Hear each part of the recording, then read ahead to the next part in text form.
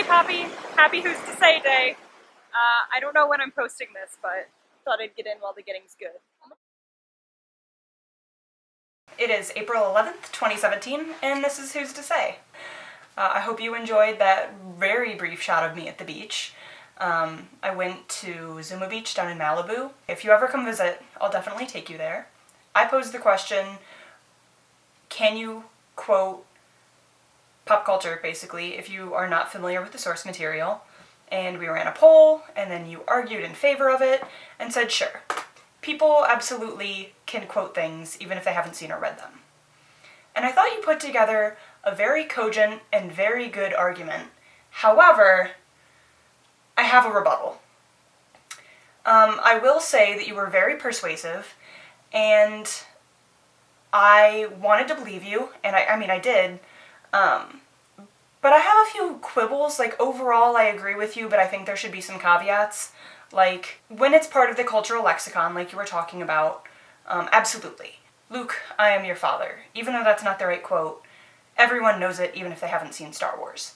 I made like a Lord of the Rings reference the other day, and then somebody very much quoted Lord of the Rings back at me, even though I've never read the books or like seen most of the movies. I fell asleep through Two Towers, I think 4 times. 2 Towers? Yeah. See? Like, it's one of those things I'm not super familiar with, but it's seeped in to the cultural, like, understanding.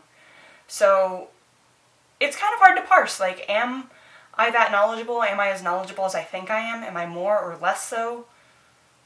I don't know. I like to think that I'm very up to date on pop culture, but maybe I'm not. I don't know. Like, you argued that my reference to The Outsiders, whether it be book or movie, I don't know, I'm not familiar with the source material, as we established, was fair game. Because I was able to make it, and you were able to understand it, and so it worked. The thing is, I don't think I knew the reference from The Outsiders. I knew it from Veronica Mars. So I think there's this really interesting disconnect where people aren't even familiar with the source material. They're familiar with a reference because of another piece of pop culture. And so where does that come into play? Maybe it's too nuanced to be able to really have in a one-sided YouTube debate. But I think it's a conversation that's really interesting. Like, how much of my pop culture understanding stems from just references made in other media? I'd say growing up in the early 2000s, most of my cultural references stem from Gilmore Girls. Like, it was such a crash course in all of these references that then got me interested in other materials. Like, how many books did they mention? The Artful Dodger. I'd never read Dickens. Again, it's interesting to see all of these things and where they come from and how I know them, but I'm still so unfamiliar with them. I guess my rebuttal isn't so much steeped in the fact that you have to have read or seen the source material, but I think you need to be able to name confidently what it is. Should I be able to make references if I can't really tell you what they're from? I don't know, like, I guess that more is my problem with it rather than actually making them.